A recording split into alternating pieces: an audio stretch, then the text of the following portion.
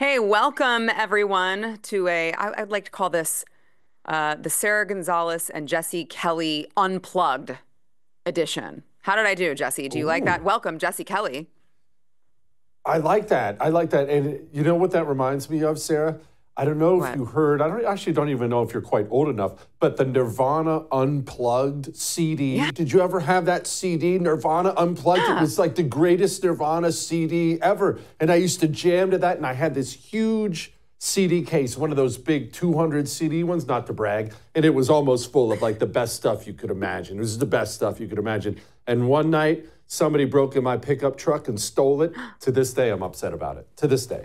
Oh no. I'm really sorry Yeah. that starting this actually just touched a nerve with you. I apologize. So You Jesse know, and I are we're doing a YouTube stream.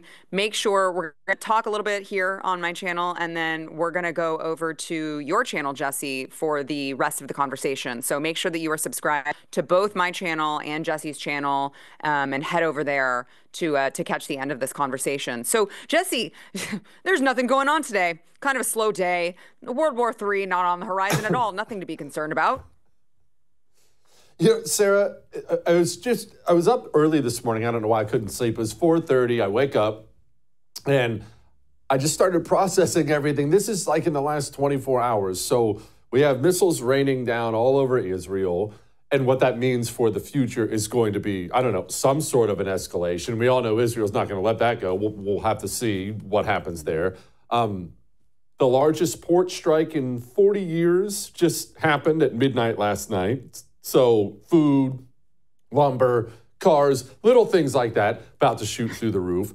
We have Tennessee, North Carolina, other places, Appalachia, just completely wiped out by the most horrific flooding and hurricane damage. And all this stuff is somehow overshadowed by the fact there's a VP debate. So it's just, I don't even know where to begin.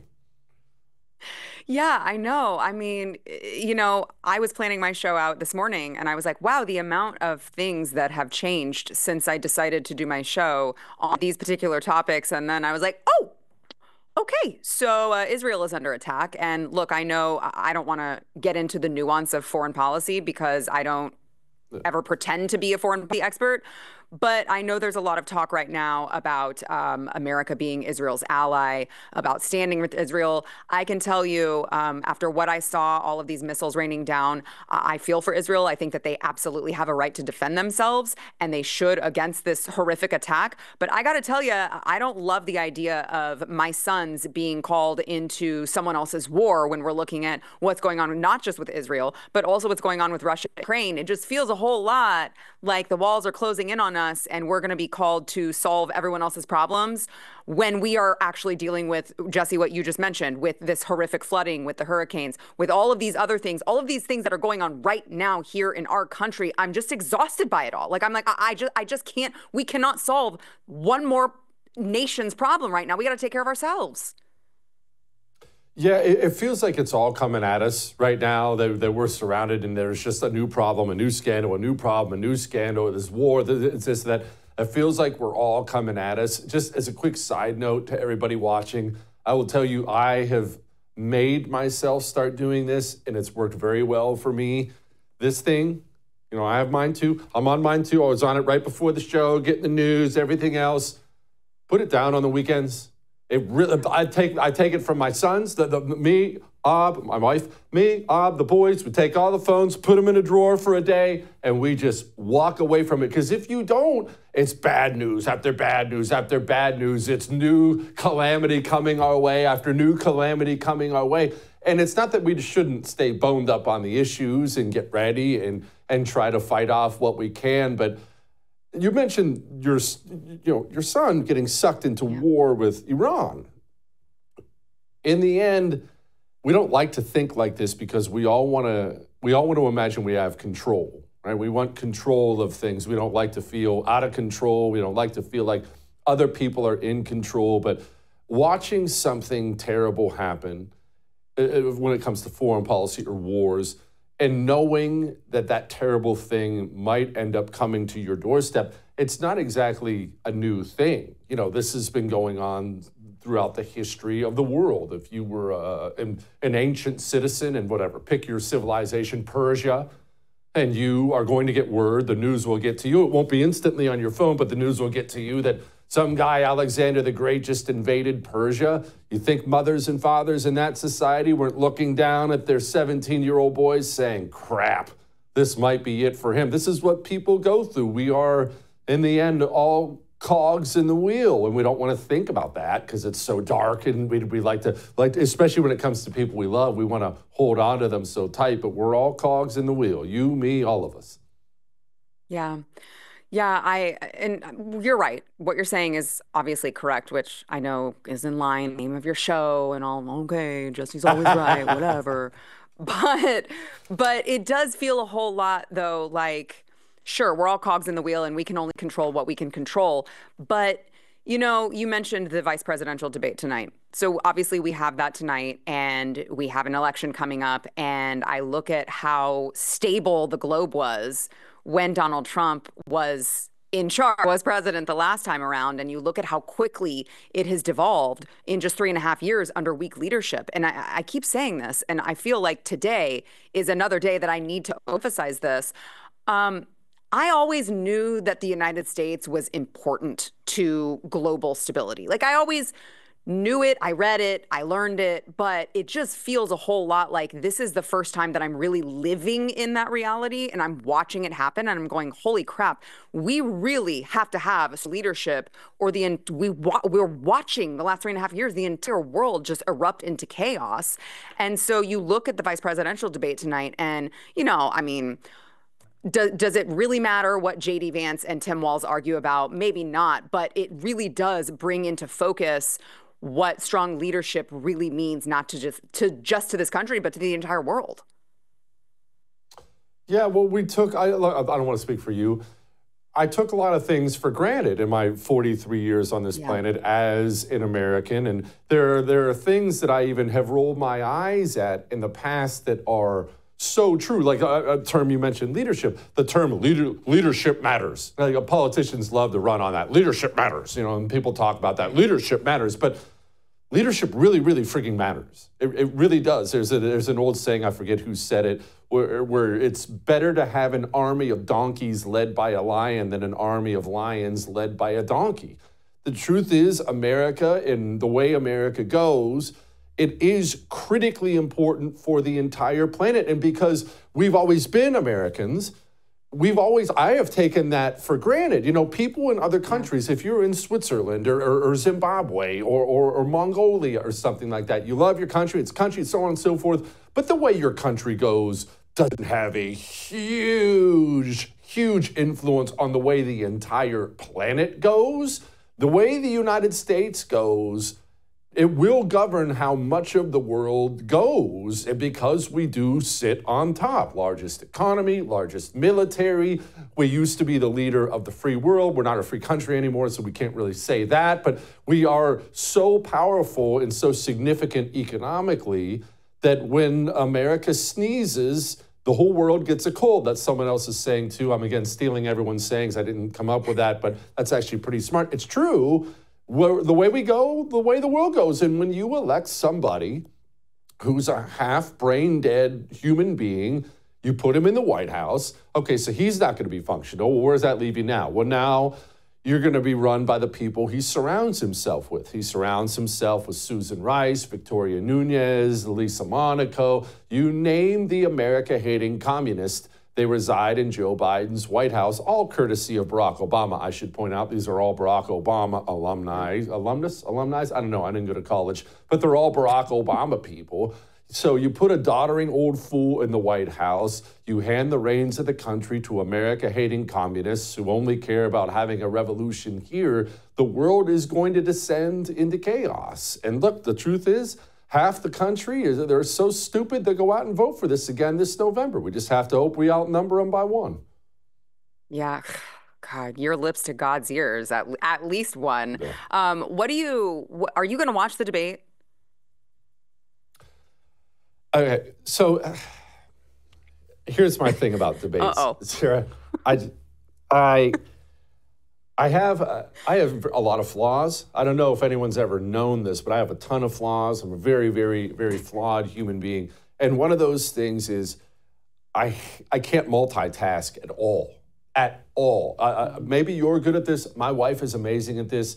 But I'll be on the phone with somebody. Yeah, of course you are. Of course you are. Women are amazing at this. But I'll be on the phone or even, not even on the phone. I'll be doing something. And she'll say something to me. I didn't hear a word of it. And I can't do two different things at once.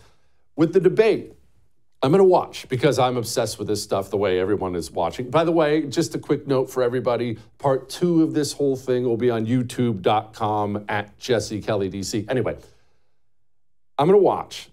And I'm going to watch. I've learned I can't do debate parties. I used to try to do that. Get with your political friends or something like that. Everyone's talking the whole time and commenting the whole time, so I can't hear the friggin' debate.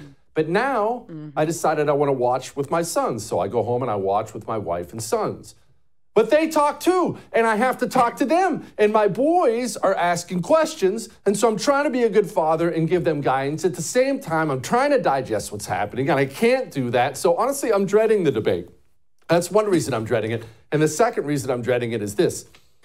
I get so, I don't want to say emotional. That's probably not the right way to describe it, but I get really sure of certain things in politics that don't turn out to be true sometimes. I know I mock myself and say I'm the oracle, but I always think we're better off than we are electorally. During the midterms, I had to shave in a mustache because I thought we were going to win 40 seats in the House, and we didn't come close to that, and I had to shave in a freaking mustache. I was sure Donald Trump was going to beat Joe Biden. I was sure of it. I would have bet $1 million on it. And tonight, Tim Walz is a basket case. He's a loser. He's a stolen valor, dirty commie who visits China every 15 minutes. There's something really creepy going on with that family. Write that down, by the way. There's something really wrong there. J.D. Vance, even whether you love him or hate him, I love J.D. Vance, but whether you love him or hate him, J.D. Vance has been dynamite on the campaign trail. The happy warrior. He's a very good debater. He's all smiles. This sets up, it looks like J.D. Vance is going to drag poor Tim Walz through the mud for an hour and a half and just stomp him into the ground. And so I'm sure J.D. Vance is going to get crushed tonight. That's how it works whenever I'm sure about something in politics. Well, I mean, you do have a great point. And also, I will just say, I have the same problem with watching the debate. In fact, it's funny that you say that because we are doing special post-show debate coverage afterwards. And I just got a text message from my producer, and he was like, hey, the team asking if you want to watch the debate in the atrium with everyone else or on the stage with the other hosts. And I was just like, literally none of the above. I'm holed up by myself in my dressing room watching it with no one talking, with no one asking questions, with no one laughing, because I actually want to watch it. And I don't even, you're a better man than, well, I'm not a man, but you're a better person than me because I don't even I'm like, no, I don't want my kid in here. He's just going to ask questions that I don't really want to give him answers to. He's just going to bother me. I'll just send him to bed early, I guess. And so, but I mean, it's hard because, you have a mainstream media that is obviously out to get. We saw it with Donald Trump and Kamala Harris. They're like, excuse me, Trump, fact check. We talked to the city manager at Springfield, Ohio, and he says he hasn't seen any evidence of this, and then Kamala's like, actually, Donald Trump is part of Project 2025. Donald Trump wants a federal abortion ban. Donald Trump wants all these things that he clearly has gone on the record multiple times saying he didn't do. No fact checks. So it does get frustrating watching it because you're just like, could we have some sort of objectivity, some sort of actual journalism going on these days? No, I mean, they know the end result that they want, and they will manipulate and twist and do it and lie and deceive and do whatever they need to do to get there. So it almost seems like a foregone conclusion, to your point. I think that first debate, well, the only debate between Trump and Biden this last time, when it was honestly, it was a disaster. It was Hiroshima for the Democrat Party. I have friends who have Democrat friends. I personally don't really have any of those. I cut those people out of my life. But I have friends with Democrat friends who said they turned off the debate a half hour in. They turned it into a drinking party. They were crying that night. We all watched. I'm sure you covered it all the time, Sarah. I covered it. the post-debate analysis. You had every single commie talking head on TV giving Joe Biden's eulogy. This is a disaster. That's how bad the first debate was. And we all celebrated that. And I celebrated it and we laughed. It was, ha, ha, ha, it was a great night. But like a lot of things, I don't know that in the end it was going to be the victory we wanted it to be. And here's what I mean by that. I think the reverberations of their candidate being so bad that he destroyed his candidacy and maybe cost them the race in a debate, I don't think they're going to ever let that happen again. And I think you saw a little preview of that with how David Muir and Lindsay Lip Injections handled the debate with Donald Trump, how it was so over the top. Even the public turned against him. It was over the top. They didn't check her. They checked him. And Trump didn't have a great debate anyway. It was way too defensive. Oh, no, my dad didn't leave me enough money. It was too defensive. But he was against everybody during the debate. And I think what you saw there wasn't any kind of a one-off. I'm telling you, I think the word has gone out to every single journalist with a big fat air fingers quote. Word has gone out to every journalist who might host a presidential debate in the future. You better never let that happen again. In fact, I bet you money, and we'll never have confirmation of this, but I bet you Jake Tapper and Dana Bash, who hosted that first one, I bet you it will harm their careers that they were the moderators of that first one. It's not that they could have done anything to help Joe Biden. He's not a fully functional adult. But I think a lot of Democrats who run, of course, our culture in this country, I think they were so mortified watching their presidential candidate commit career suicide, they'll never let it happen again. I bet you it'll be just as over top tonight as it was on ABC with Trump versus Kamala. Yeah. Ugh. Well, do you have to drink? Do you have to drink when you watch these? I'm gonna just freely admit that I can't watch these without alcohol. That's just me? I used to do that. Come on, Jesse. And to be honest with you, well, I stopped. Well, here's how I used to do it. So I used to drink a lot during these things because I used to drink a lot, period. I don't really do that much anymore. I'm certainly not, I'm not a nun. You know, I'll have a drink once, twice a week, but I just don't do that much anymore. But last time when Trump was debating Kamala, though, again, this goes back to my overconfidence. Last time, I usually don't drink during them. And I was so sure that he was going to destroy her. He's Trump. He knows the issues. He was so calm and on message with Joe Biden. They couldn't do anything to shake him. And she's such a disaster that I once again, going into the debate, I was positive that he was just going to slaughter her, that it was going to be an embarrassment. I thought he might end her candidacy too. And then almost immediately, she had him on his heels. He was on the defensive. No, not January 6th. My rallies are big enough. Immediately, she had him on the defensive. And I think I was 15 minutes into the debate, and I was pouring a glass of bourbon. I just couldn't do it anymore. I was saying, but I can't. And so my plan is not to have anything, but I guess we'll see how it goes. And that's a really unhealthy coping mechanism. I really need to find something better than that. But yeah. All right. Okay, fine. I will keep my unhealthy coping mechanism. Thank you very much, because I guess you're better than me.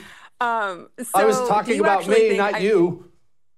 I know. But I wasn't even trying to eliminate it. I'm like, no, I'm going to need several drinks to get through this. I'm just going to go ahead and be upfront with you guys. I'm just hoping not to be sloshed by the time we do our post-debate coverage. That's all I can say. So talking about the election, do you think that Kamala, I mean, you said we got to hope that it's at least one vote that we win by. But do you believe the polls? Because I see all these polls. And I see that Kamala's either up a couple points or they're neck and neck. And I know that the polls were wrong in 2016. And you can see how wrong that they can be at times. And I'm just like, I just don't, anecdotally, all I see is momentum for Trump. And I just don't see it. I don't see Kamala with the lead in real life that I see in these polls. Okay, you know what? I'm going to do something that's going to make everybody mad, but whatever. We're trying to drive people to our YouTube channels, so I'm about to do it. That question Sarah just asked me about polling in the race and what I actually think about the race, I actually have a lot of very strong feelings about this. you're going to have to wait and tune into part 2, which is actually going to happen exactly right now, so you don't have to wait. But you do have to go to my YouTube channel for that one, youtube.com/@JesseKellyDC. I'll give you a second to get over there, and I will answer this question from Sara there.